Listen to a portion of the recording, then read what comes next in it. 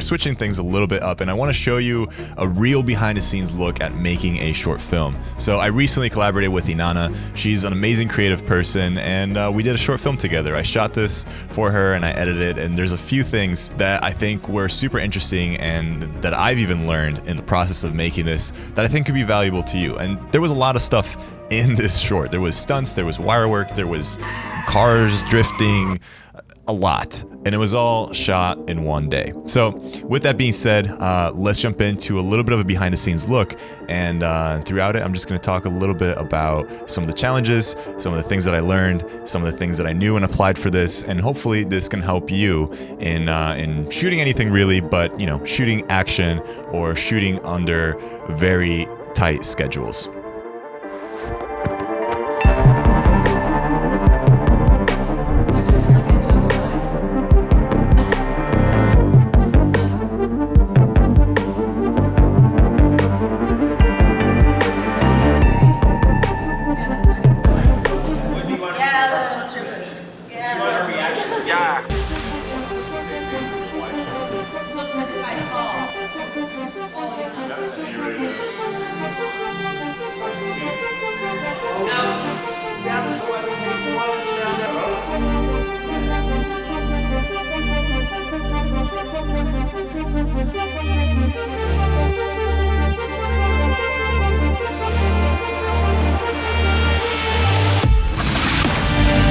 Alright, so one of the first things that I want to address is the lighting. Now, this isn't perfect lighting. It's not the most ideal situation where I can really say, hey, look at these lighting plots. Our schedule was very tight, so I had to figure out a way in which I could still make it look good while keeping the lighting flexible so that we could have sources that move around depending on the camera angles, since this is such a large space and we were seeing a lot of it. So there was a lot of different coverage that we were getting, and I knew right off the bat that I had to get at least some sources that were going to stay throughout the entire scene in a way that they were not visible to camera. So I placed two soft lights that are just shining down onto the overall scene. They're almost acting as this sort of space light on Inanna, since it's kind of, we want to spot her in, and she's mainly placed for the majority of the time in this room in the center in between these couches and sofa chairs. So having this light kind of coming down, it also motivates a bit of a skylight, which is where she might be falling from. Now, of course, when you have such a strong top-down light, it can cause some pretty harsh shadows on her face. So what we did for some of the shots, we kind of reflected back some of that light coming from the top with a reflector just placed on the ground so it could fill in a little bit of those shadows on her face.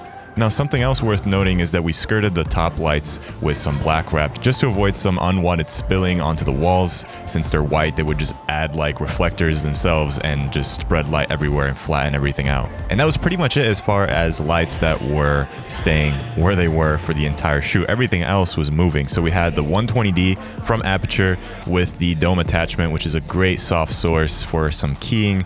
And we had that just on standby, and we would just literally constantly move that around wherever was needed to supplement some light, to get some beauty shots. And then we had one of my favorite lights, the Ice Light 2 from Westcott. That was just literally a handheld light that we were moving around just to get some kickers, add some dimension, since a lot of the space was white and it was very flat in terms of background. So we wanted to let people stand out, let the subject stand out from that situation. We would just hold it in place wherever was needed and whatever looked good to camera. So we kind of kept doing this dance with these light sources, and I think it worked out considering the limited amount of time that we had to finish this whole sequence.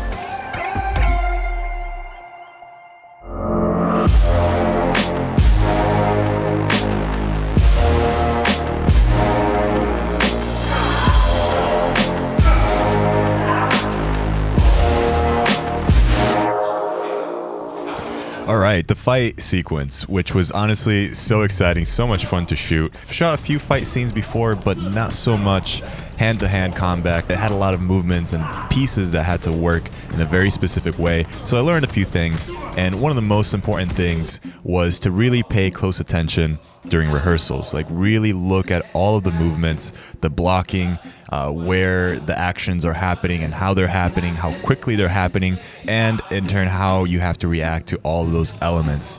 So it's really challenging because you almost need to kind of do a dance with them. You're part of the choreography, you're moving, and you're part of this ensemble just as a viewer. So that was kind of a big challenge, but honestly the main thing with this whole sequence was to really look at the masters of this, which these guys were so on point. They were so flexible with even making small changes for me to frame in different ways, and they were just on it. They were really seriously great. You'll find them in the description down below. But yeah, that was the key part of it, is to really observe what they were doing, how they were working. And then of course when you rehearse, you're going at half speed or slower, and then you kind of build up from that. So that gives you plenty of time to really be in there and don't just watch, actually practice the movements with a camera on hand. You need to be doing the exact movements as you're going to be doing them, because that's when you're going to realize, okay, this works, this doesn't work.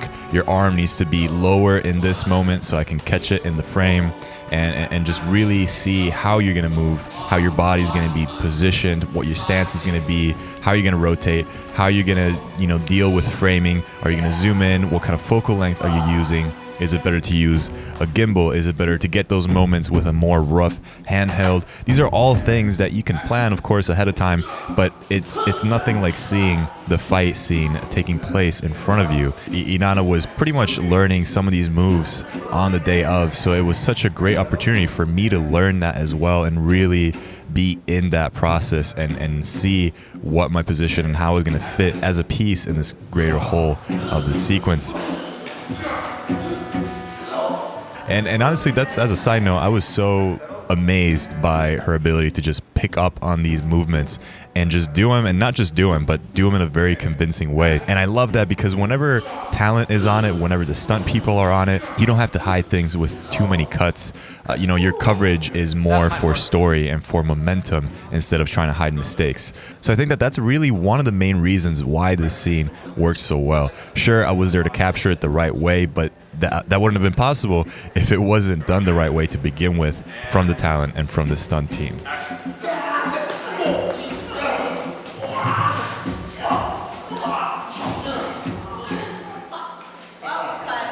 And then as far as some of the ideas that I was thinking about when shooting it was to really be subjective with the movements and subjective in terms of following Inanna's character as far as what is appearing into her field of view, how she's reacting to all these things. So us as the viewer, we're kind of following her perspective on all of this. And this makes it a lot more exciting, because if you're too wide, or if you're showing the other guy that just got hit and that is kind of getting back up and getting ready to swing again, it's just there's not as much tension as not seeing that happen and then seeing them come into frame right when the main character is actually seeing them and reacting to them. So it feels a lot more closer to the action that way, because you're structuring the shots in a way where you are revealing things as they are being revealed to your main subject.